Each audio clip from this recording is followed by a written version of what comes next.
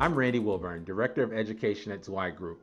Welcome to our online Z-Learning course, How You Can Be More Successful Through Doing Better Presentations. This 1-hour continuing education program will help you to develop and strengthen your presentation skills. You may not end up creating a work of art like Steven Spielberg, but you will learn some of the fundamentals of great presentations and how to capture the imagination and minds of your audience. We've come up with a range of simple ideas and hacks to make your presentation seem larger than life. Whether you are presenting internally to your team, meeting with stakeholders on a project, or presenting to a client, we have some ideas that will help you create a winning presentation. Today, we are with Zweig Group Chairman and industry expert Mark Zweig. Mark is the author of several books for the design industry, including Human Resource Management, The Complete Guidebook for Design Firms. Mark is also the publisher and editorial writer for the Zweig Letter, a newsletter for the design industry run by Zweig Group continuously since 1992.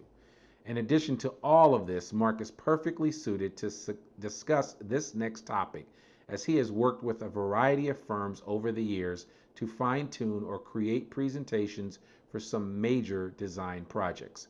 We'll get to hear about some of those today. Let's see if we can learn a thing or two from him. Hey, Mark, thanks for joining us. Hi, Randy. How are you? Good. Good. Man, I'm excited to do this topic. This is another Z-Learning course that we're getting to run through. And why don't you take us step by step through some simple ways that our audience of engineers and architects can develop and fine-tune their presentation skills? Where do you want to start? Well, when it comes to creating presentations, anything for that matter, you think it's important to know who you are presenting to and do your homework. Sure. I think that's a common mistake. You really have to know who's on the selection committee or who's making the hiring decision so you can understand what's important to them and speak their language and speak to the things that they will see as critical to making the decision that they're about to make. Okay. Can you give some examples of maybe some homework that you've done in the past that has aided you successfully on some presentations? Well, I think it's good to know like what the background is of the individuals. If you know someone went to a particular school, for example, then you may be able to reference something related to their alma mater that would seem as if you were favorably impressed with it. Okay. Just as one of many examples that you could give. You could say something nice about a campus or about a sports team that came from that school. Mm-hmm. That's one example, but I think there are many others. Being able to have some kind of connection with the people. Yeah. Maybe their kids go to the same private school yours do. Maybe they work somewhere that you also worked, or where you know someone that you can drop a name that perhaps would be, show that you're connected and you have some connection to them. All these things are critical. I mean, really, when you think of it today, there's really no excuse for not getting as much information as you can at the onset. I mean, you have Dr. Google.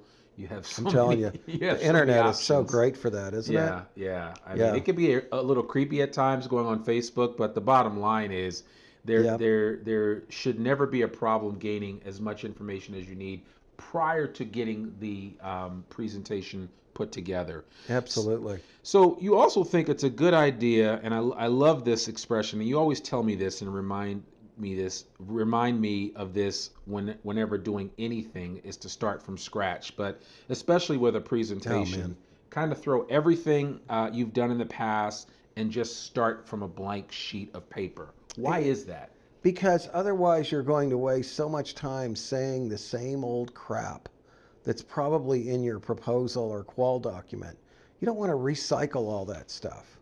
All the cliches, all the platitudes, all the 27 million jobs you've done just like this before. I mean, you've got to get something new. I like to really focus on what's unique about this particular project or this contract. Right. And this client, and build on that. Yeah. Starting with a clean sheet of paper, you're not going to be saying the same old stuff. Yeah. And that'll keep everybody more energized. As soon as you fall into the sort of rote recitation of past gobbledygook, you're going to sound like a robot and you'll lose your audience, in my opinion. Okay. Keep it fresh, keep it new, you know? Yeah. So a blank sheet of paper is definitely a good way to get started, and I think it's important to understand that if you can not rehash the old proposals that you've done, the old presentations that you've done, you'll have a better chance of possibly impressing somebody with something new. Yeah, everybody's got the same old story. You know, here's our team, here's our project manager, here's the backgrounds of everybody, here's all the jobs we've done for the state of Arkansas, here's all the jobs we've done for the city of Little Rock, here's all the city hall projects we've done, here's all the renovation of city hall projects that we've ever done.